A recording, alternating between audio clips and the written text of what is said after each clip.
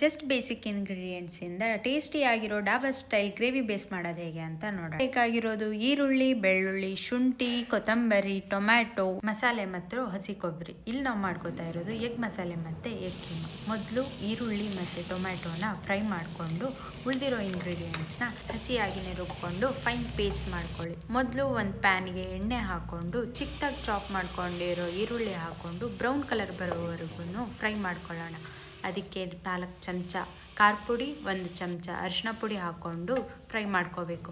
ಅದಕ್ಕೆ fine paste ಮಾಡ್ಕೊಂಡಿರೋ ಅಂಥ ಮಸಾಲೆ ಹಾಕ್ಕೊಂಡು ಹಸಿ ವಾಸನೆ ಹೋಗೋವರೆಗೂ ಫ್ರೈ ಮಾಡ್ಕೋಬೇಕು. ಅದಕ್ಕೆ ರುಚಿಗೆ ತಕ್ಕಷ್ಟು ಉಪ್ಪು, ಕಲರ್ಗೋಸ್ಕರ ಕಾಶ್ಮೀರಿ ಚಿಲ್ಲಿ ಪೌಡರ್ನ ಹಾಕ್ಕೊಂಡು ಚೆನ್ನಾಗಿ ಎಣ್ಣೆ ಬಿಡೋವರೆಗೂ ಕುದಿಸ್ಕೊಳ್ಳಿ.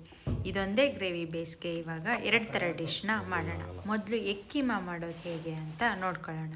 ಒಂದು ಪ್ಯಾನಿಗೆ ಎಣ್ಣೆ, ತುಪ್ಪನ ಹಾಕ್ಕೊಂಡು ಅದಕ್ಕೆ ಗ್ರೇವಿ ಬೇಸ್ನ ಹಾಕ್ಕೊಂಡು ಹಸಿ ಮೊಟ್ಟೆನ ಒಡೆದು ಹಾಕ್ಕೊಂಡು ಅದನ್ನು ಚೆನ್ನಾಗಿ ಮಿಕ್ಸ್ ಮಾಡಿಕೊಂಡ್ರೆ ಅಲ್ಲಿಗೆ ಎಗ್ ಕೀಮಾ ರೆಡಿ.